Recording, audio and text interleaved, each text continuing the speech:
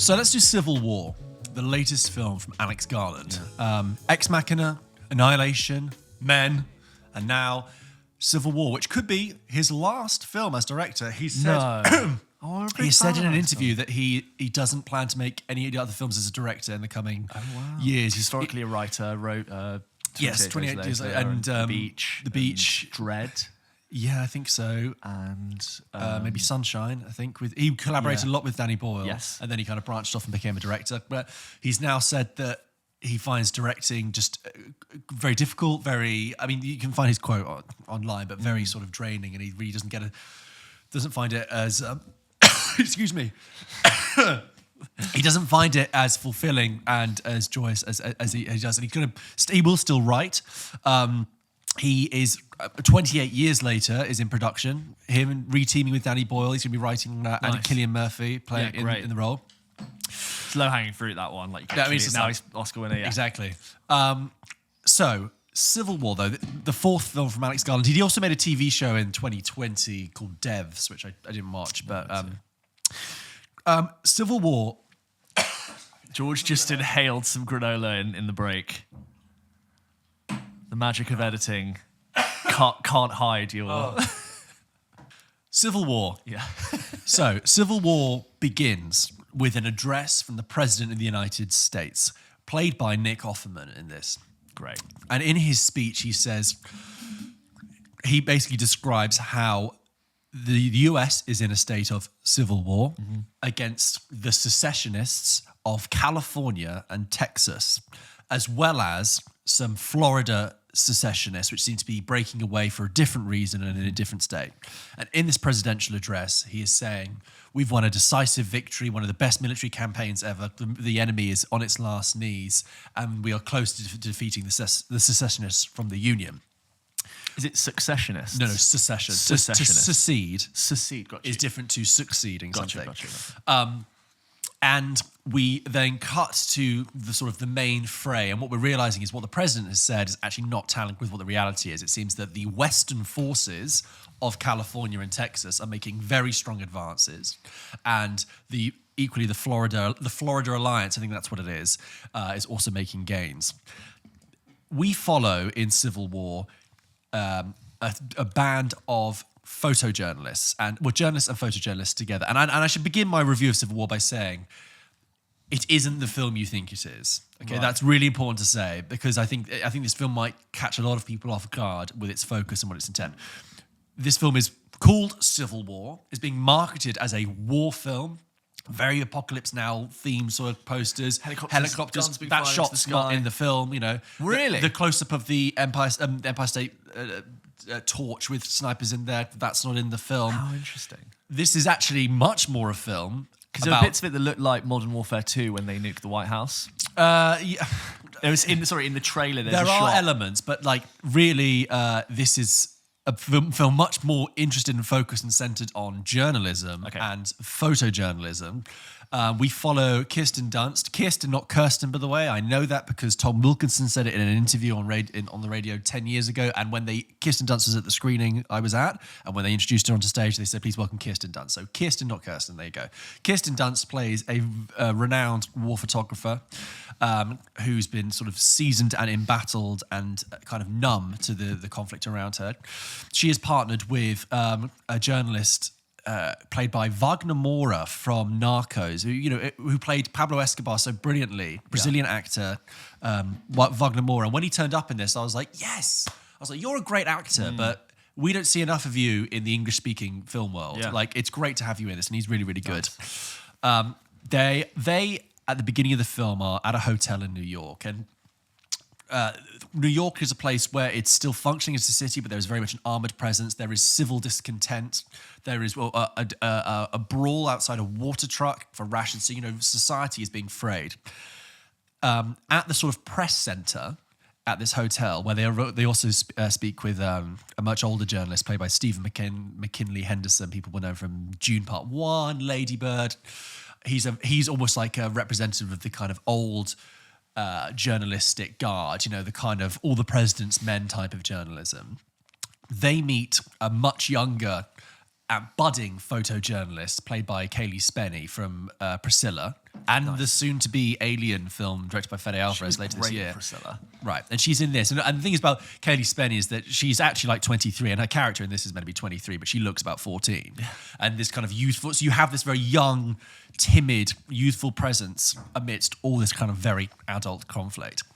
And quickly, early on, Kirsten Dunst and Wagner Moore revealed to their journalist colleague, they say, we're actually planning to drive to DC because the front line is being pushed back, and they're like, she wants to get a photo of the president, and he wants to get an interview with the president before they believe the Western forces are going to get to the president and they're going to execute him. You know, the film is very much informed by like kind of like dictatorships. You know, they talk about Gaddafi, they talk about Saddam, they talk about Ceausescu. It's like this is very much informed by actual history. So they are planning to embark on a road trip to drive to DC, which gets them very close to the front line. Their Stephen McKinley Henderson asked to come along, even though he's a walking risk. He's incredibly slow. He's older. Putting him in a combat situation is not advised. And who also gets themselves onto this trip is Kaylee Spenny's budding journalist. And the four of them are this kind of ragtag team who then drive in a press van through the altered United States, a United States that is in the throes of the titular Civil War as they head themselves to DC. It's a road movie, basically. Okay, so as I said before, the first thing to say about Civil War, whatever you think about it, it is not the film you think it is. Like I said, it is much more focused on journalism. The Civil War of the title, the Civil War that's being really billed to you and marketed to you, is very much background. The Civil War to this movie is what the monsters are to Gareth Edwards' Monsters. If anyone ever saw that movie, it's like very much in the background, but that's actually about like escaping from Mexico and like a relationship between two people. That's kind of what's happening here. Beautifully shot, and you have moments and recreations of this kind of altered America. It looks like present day, although there's one line that makes you think it could be set 10, 15 years in the future. So the film is about journalism and the pursuit of truth and the validity of that, and this kind of, specifically with photojournalism, walking this line of being of objective reportage and also adrenaline thrill-seeking. Are you being complicit in perpetuating people's obsession with war? And there's you could do kind of a deeper reading about America's obsession with military, with war, with guns, with power. And are you, as a photojournalist, fetishizing war? Are you aestheticizing it? Are you getting a little thrill out of it? Are you getting addicted to it? And you do kind of have this kind of waxing, waning parallel between Kaylee Spenny's character as she kind of assumes more and more and gets sucked into the photojournalism more, while Kirsten Dunst is becoming more and more embittered by it. The recreation of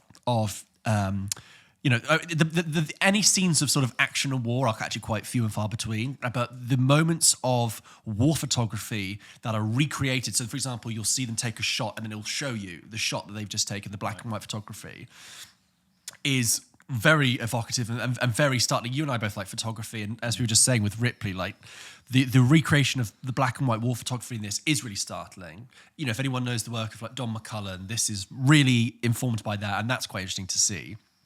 I think I should probably just say I was quite underwhelmed by Civil War. Actually, I was disappointed, which is a real shame because I think it's got really good ingredients and it's made by a director who's made some interesting work. And I'm starting to get the impression Alex Garland writes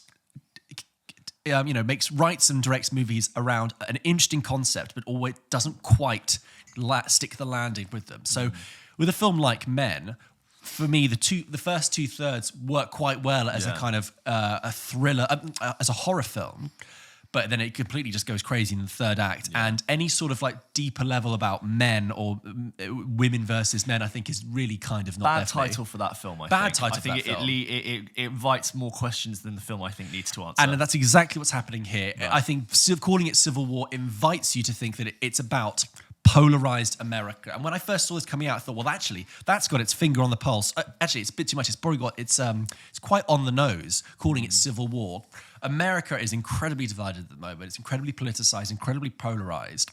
And I thought, okay, here comes a film that's going to imagine the extension of that in a few years' Common time. narrative is that we're heading towards the Civil War. It's Right. about the Here we insurrection of go. the White House, like following that. Exactly. Right? Very pointed title. And I think this film sidesteps that. And I actually, one half of me, I do respect their decision to do that because that is such a minefield and is such a dangerous line to walk that I understand if they go, we're actually going to put that in the background and we're actually going to focus on these characters in the foreground.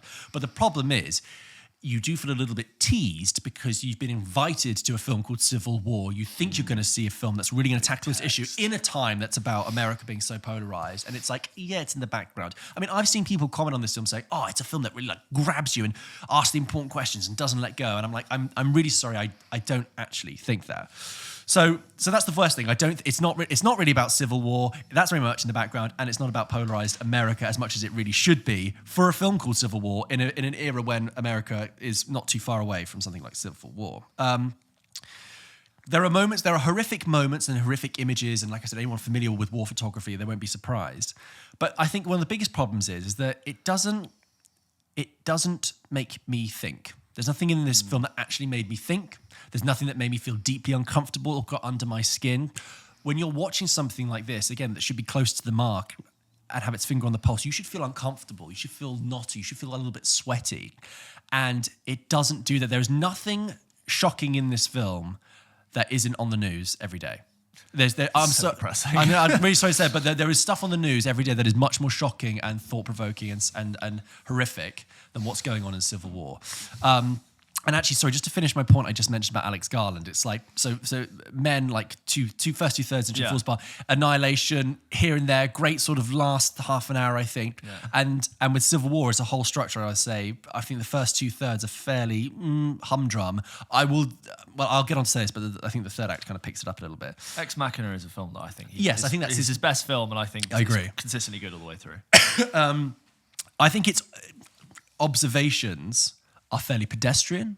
I think it's not really, like I said, there's not a lot of depth to it as much as you would expect or want for a film like this. And like I said, go on the news every day. You'll get much more than this film is giving you.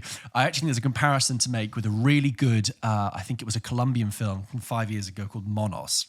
Now, Monos is fairly similar because that imagined a hypothetical civil war in an unnamed South American country, although clearly very much informed by Colombia. And it was about a group of child soldiers up in the mountains. And even though that was about a fictional civil war, that film did really well at making you feel uncomfortable because of the age of the children that they were dealing with, and about the dynamics and effects of war. And I think that was a much better thought exercise and aesthetic exercise. I mean, Monos is a really, really good film. But I'm like, that was a better imagination and exploration of a hypothetical civil war than this film does. Like I said, great moments here and there, and it's interesting passingly. It has a quite annoying use of upbeat pop music to horrific imagery. And I'm a bit like, we have seen that many, many times, Alex. Yeah. Come on, is that the best we can do? The third act is great. Is much better. The third act really ramps up the action, the tension, and the kind of the stakes, and is very, very heavily informed, like I kind of said earlier, by history. And you kind of do feel like what you're watching here, history in motion. But I can't say that it delivers a punch at the end that makes me go, oh wow. Again, it doesn't make you think, this film. That's the biggest problem. It doesn't make you think. You might go, oh, that's passingly interesting.